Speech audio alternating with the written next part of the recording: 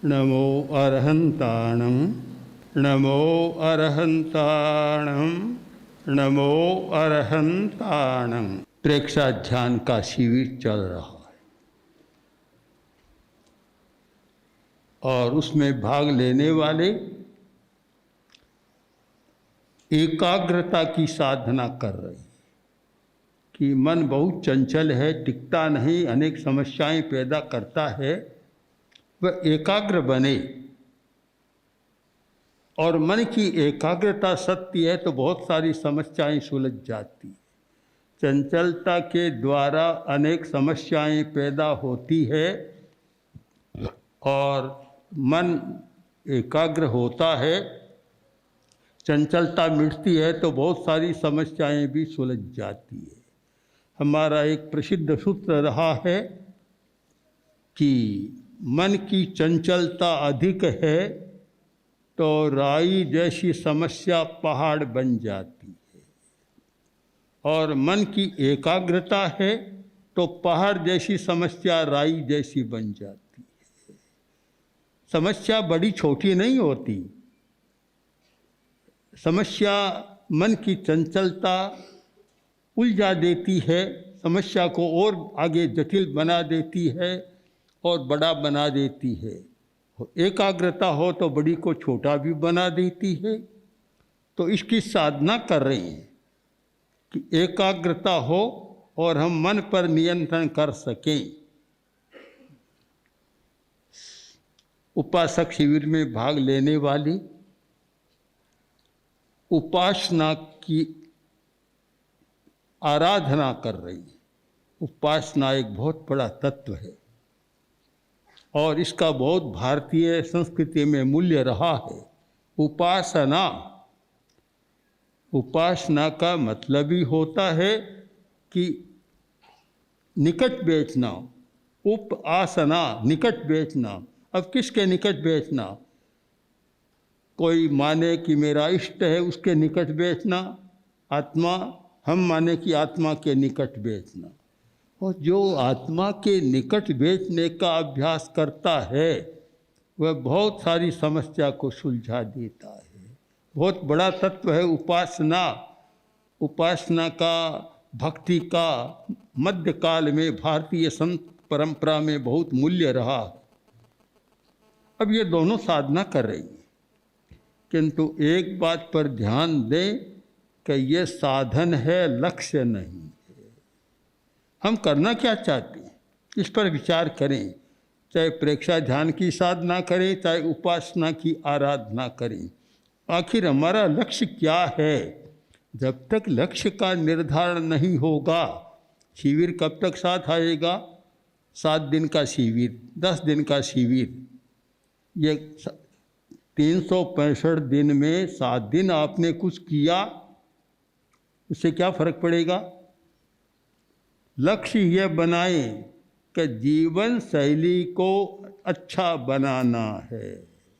यह लक्ष्य, चाहे प्रेक्षा ध्यान की साधना करे चाहे उपासना की करे, लक्ष्य है जीवन शैली को अच्छा बनाना। और जिसकी जीवन शैली अच्छी नहीं है वह आज के समस्या भरे युग में अच्छा जीवन नहीं जी सकता। अच्छा जीवन जीने के लिए जरूरी है कि मूल बात को पकड़े।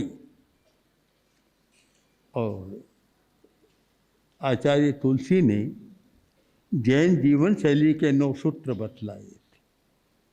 अगर हम उस पर ध्यान दें तो एक समग्र जीवन, शांतिमय जीवन।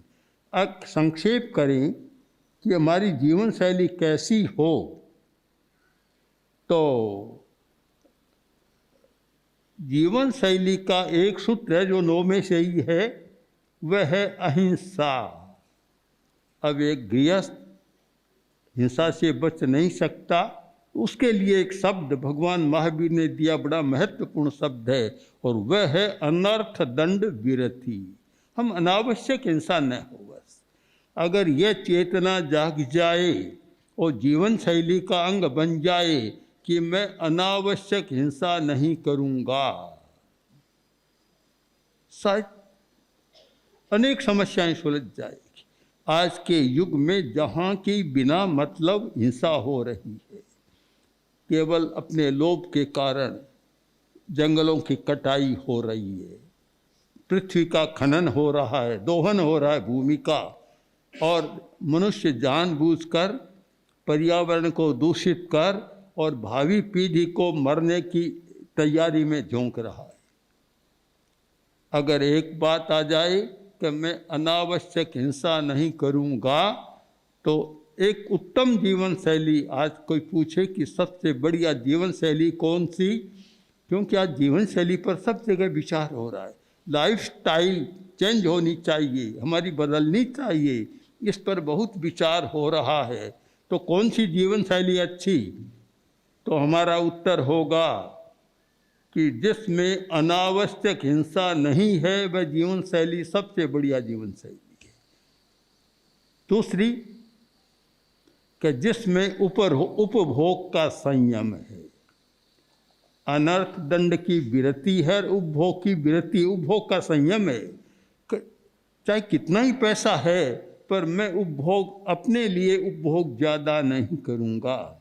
हमारे सामने भगवान महावीर के श्रावक आनंद का उदाहरण है, आनंद का, जिसके पास आज के माप से करें तो अपार संपत्ति थी, पता नहीं अरबों खरबों संपत्ति होगी आज के हिसाब से, पर उसने उपभोग का संयम किया। एक उदाहरण है, एक अंगोछे से ज़्यादा नहीं रखूँगा। भला अरबों की खरबों की संपत्ति, वह व्यक्ति कहे कि मैं एक अंगोछे से ज़्यादा नहीं रखूँगा। अब आज बड़े लोगों की पेटियों को जाकर देखें, वे जीवन में भी कभी काम नहीं आएगी और मरते हुए साथ ले जाएंगे नहीं, तो भी इतना संग्रह उपभोग का करते हैं। उपभोग का संयम हो जाए तो बहुत समस्या सुलझ सकती है। अनावश्यक उपभोग, जैसे अनावश्यक हिंसा वैसे अनावश्यक उपभोग काम आता नहीं, केवल एक संज्ञा होती है। संज्ञा, वो संज्ञा के कारण इकट्ठा करता जाता है और उपभोग में लेता जाता है, पता नहीं क्यों कर रहा है। आज बहुत आवश्यकता है इस जीवन शैली के लिए नया मोड़ की, एक सामाजिक क्रांति की ज़रूरत है। अभी हमने कुछ विवाहों के बारे में सुना कि जहाँ 100-200 आइटम तो केवल सलाद के बन जाते, खाने की चीज़ें तो अलग है। इस कोरा प्रदर्शन खा तो सकेगा नहीं, और खाएगा तो वह ज़्यादा जिएगा नहीं, 1-2 दिन से ज़्यादा हॉस्पिटल में ही जाना पड़ेगा उसको।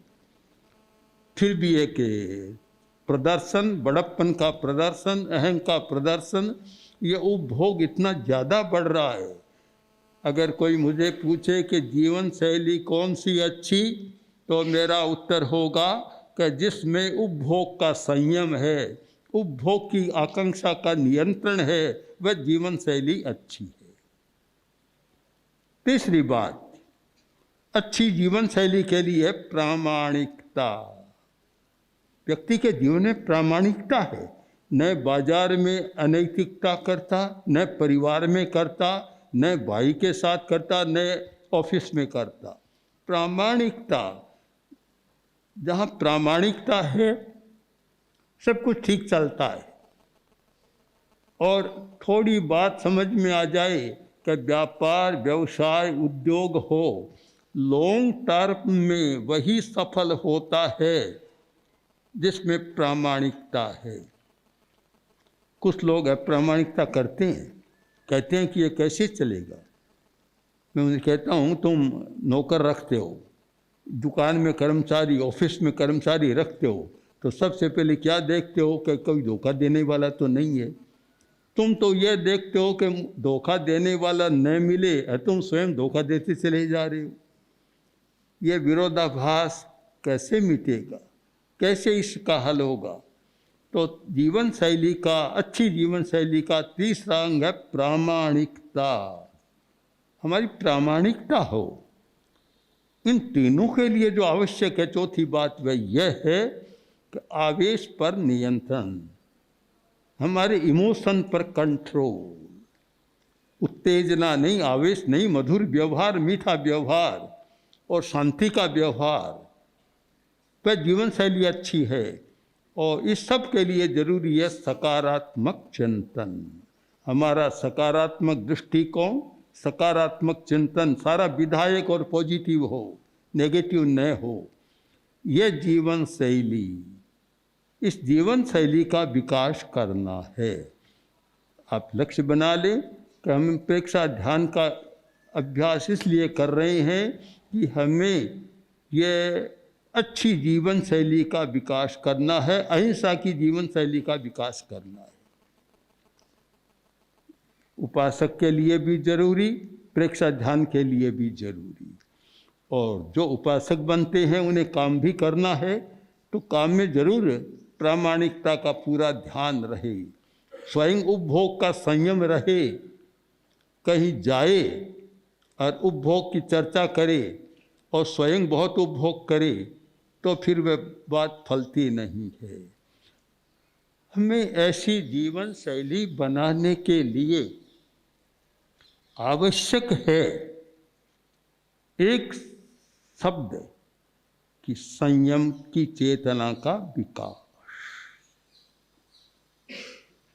संयम की चेतना का विकास, ये समझ में आ जाए, दृष्टिकोण बन जाए कि असंयम जीवन अपने लिए भी अच्छा नहीं, परिवार के लिए भी अच्छा नहीं, समाज के लिए, राष्ट्र के लिए भी अच्छा नहीं।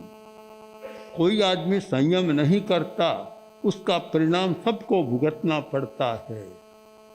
तो इस जीवन शैली के निर्माण के लिए हमें कुछ अभ्यास, दृष्टिकोण बनाना चाहिए। बहुत बार प्रश्न आता है कि कहाँ से शुरू करें, चोट कहाँ करें। एक कहानी बताऊं आपको कि एक बड़ा आदमी कार में बैठ कर जा रहा था, कार खराब हो गई। अब इधर उधर देखा तो कोई आदमी नहीं है, कार को ठीक करने वाला नहीं है। नीचे उतरा, स्वयं प्रयत्न किया पर ठीक नहीं हुआ।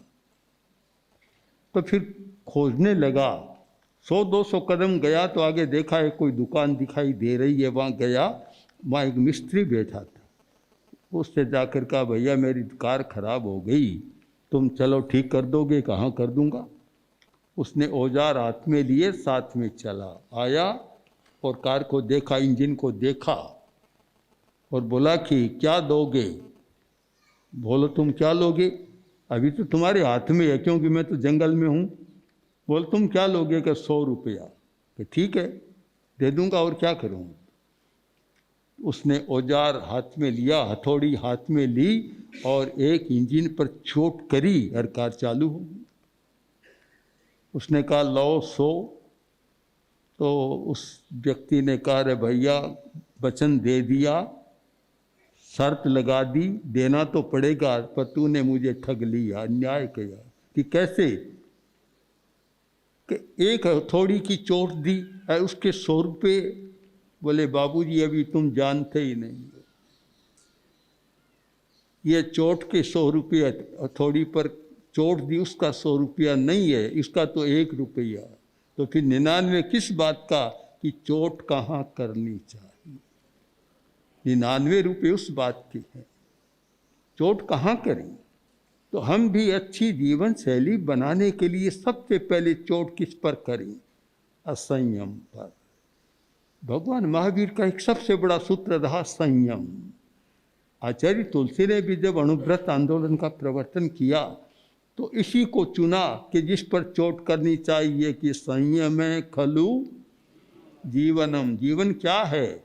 ये जीवन की इतनी सुंदर परिभाषा का संयम है तो जीवन है, संयम नहीं है तो अजीवन है। आज बहुत सारे वैज्ञानिक बार बार पता नहीं कितनी बार चेता रहे हैं कि संयम करो, ये आकाश को खराब मत करो,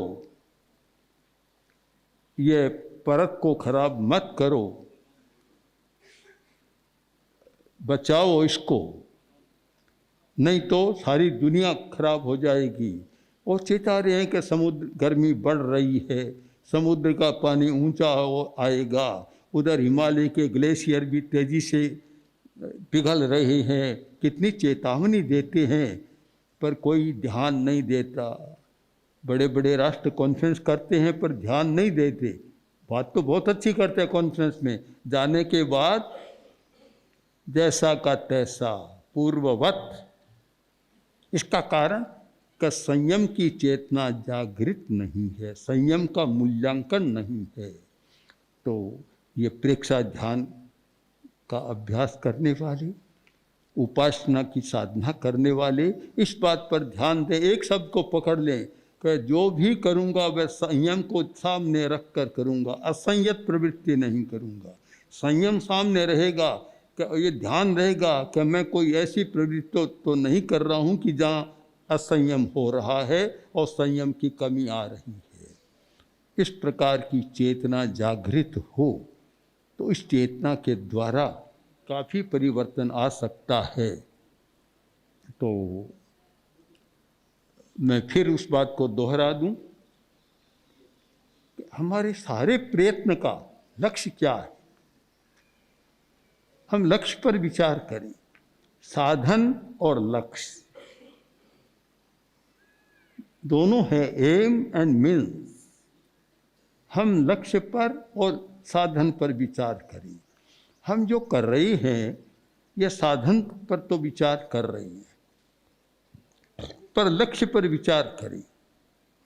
हम क्यों कर रहे हैं, हमारा लक्ष्य क्या है कि हमें संयममय जीवन शैली का निर्माण करना है, जिससे हम जी सकें और दूसरों को भी जीने में बाधा न डालें। दूसरों को भी जीने का अधिकार है। एक आदमी ज़्यादा उपभोग करता, असंयम करता है तो दूसरों की रोटी छीनता है। कोई एक बहुत भारी भरकम आदमी था,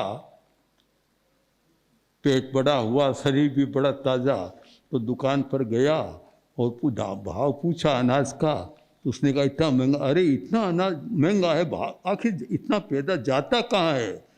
तो दुकानदार बोला आप जैसे लोगों के पेट इतने बड़े हैं कि चले जाते। तो असंयम ये जीवन की सबसे बड़ी समस्या है। हम संयम करना सीख जाएं, एक संयम को पकड़ लें कि हर प्रवृत्ति मानसिक, वाचिक, कायिक, आजीविका की, जीवन रोटी की कोई भी प्रवृत्ति करेंगे, खाएंगे तो भी आहार का संयम। आज बहुत सारी बीमारियां इसीलिए पैदा हो रही है कि आहार का संयम नहीं है। आदमी जानबूझकर अपने लिए मृत्यु शैया को निकट कर रहा है असंयम के कारण। आपस में परिवारों में कलह होता है, इसका कारण क्या कि वाणी का संयम नहीं है, और स्वयं तनाव में जाता है, डिप्रेशन तक चला जाता है। कारण का मन का संयम नहीं है, न मन का संयम, न वाणी का संयम, न शरीर का संयम और न व्यवहार का संयम। तो हम एक बात को पकड़ लें कि हमारी जीवन शैली वह संयम प्रधान जीवन शैली हो, तो मानता हूँ कि आपकी साधना का लक्ष्य बहुत सफल होगा। ओम श्री महाप्रज्ञ गुरवे नमः। गुरवे नमः, गुरवे नमः। ओम श्री